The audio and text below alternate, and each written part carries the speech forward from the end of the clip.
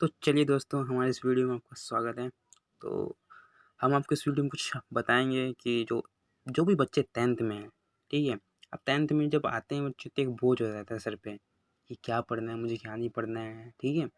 तो मैं आपको इस वीडियो में बताऊँगा कि कौन-कौन से इम्पोर्टेंट डायग्राम हैं साइंस में, ठीक है? जैसे जैसे कि आप जानते हैं कि साइंस में आपने बहुत सारी चीज़ें पढ़ी होंगी, बहुत सारे डायग्राम हैं, इसमें समझ में आता है कि भाई क्या मेन है, क्या इम्पोर्टेंट है, कैसे पढ़ें?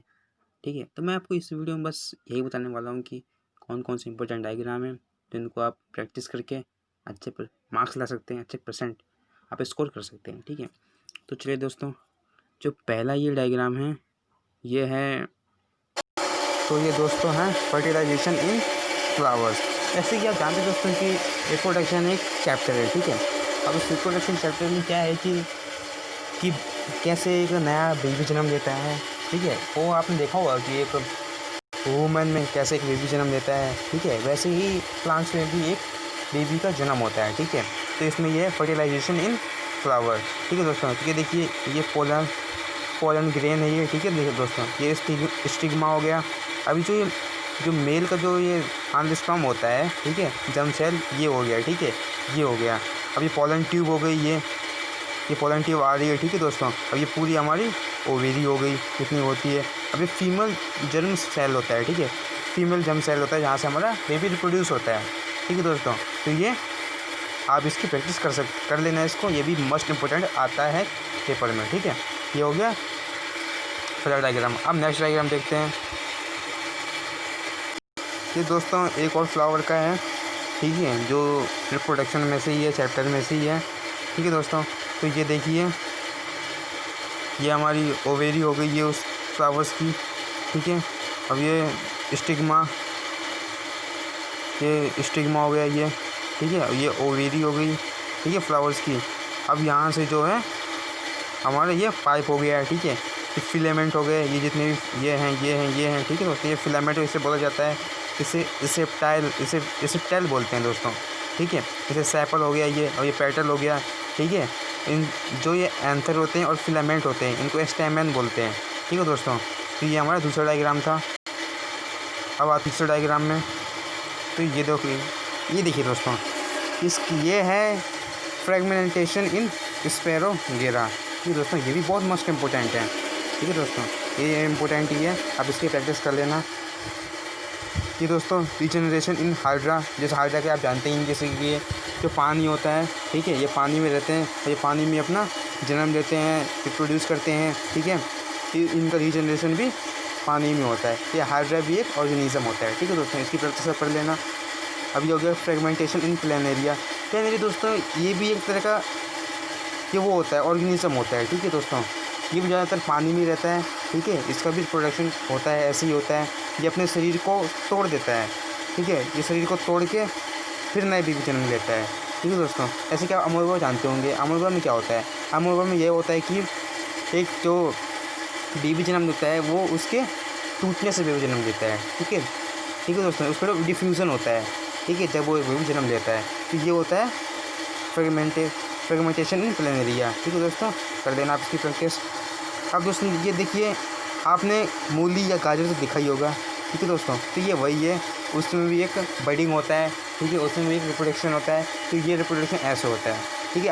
आपने कभी भी देखा होगा दोस्तों, जो मूली होता है, गाजर होता है, उसके बगल में से कुछ निकल आता है, ठीक है। तो वो जो पत्तियाँ निकल आती हैं वो एक नया हाइड्रा जैसा होता है, ठीक है। तो एक नया जनरेशन उसका होता है बेबी का, ठीक है दोस्तों। इसकी प्रैक्टिस कर लेना आप। अभी दोस्तों बडिंग इन यीस्ट आपने सुना ही होगा, नॉन ग्रीन प्लांट होते हैं, ठीक है दोस्तों। इसमें जो बडिंग होती है इनमें कैसे, ठीक है, तो आप इसकी प्रैक्टिस कर लेना।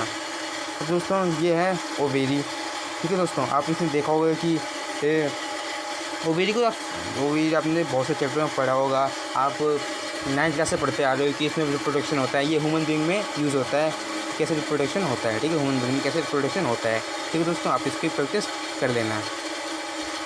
अब दोस्तों ये है मेल रिप्रोडक्टिव सिस्टम, ठीक है दोस्तों। और जो ये पीछे था ये क्या था, फीमेल रिप्रोडक्टिव सिस्टम, और ये जो है मेल रिप्रोडक्टिव सिस्टम है, ठीक है दोस्तों। तो आप इसकी प्रैक्टिस कर सकते हो। अब ये दोस्तों क्या है, देखिए मैंने आपको पहले ही बताया था, उसमें बताया था ना आपको, तो फ्रेगमेंटेशन था दूसरे में, हाँ, जो मैंने बताया था कि आपको अमोeba कैसे करता है। तो ये देखिए दोस्तों, ये है अमोeba का, अमोएबा क्या होता है, इसमें फूड पार्टिकल्स, इसने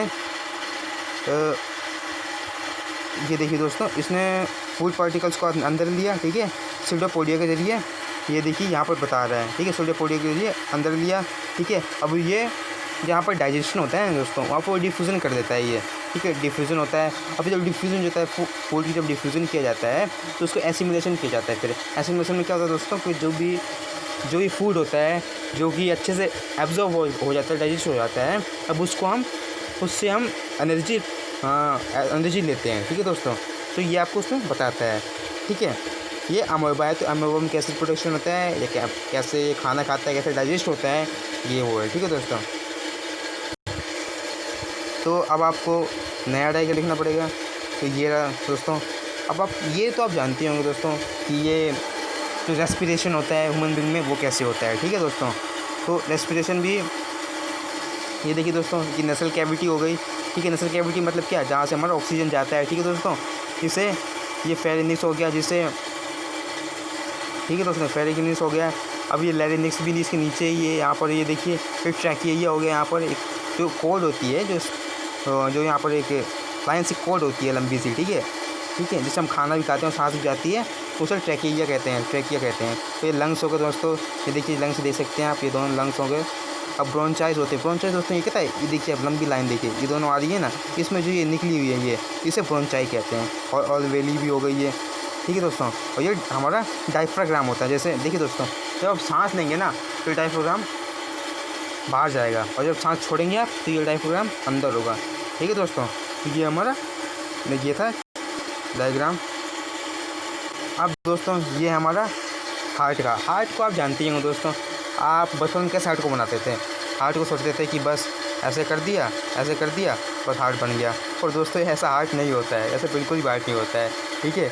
ये चीटिंग की जाती थी हमारे साथ बचपन में, ठीक है। ऐसा हार्ट बिल्कुल नहीं होता है। हार्ट होता है ऐसा, ठीक है दोस्तों।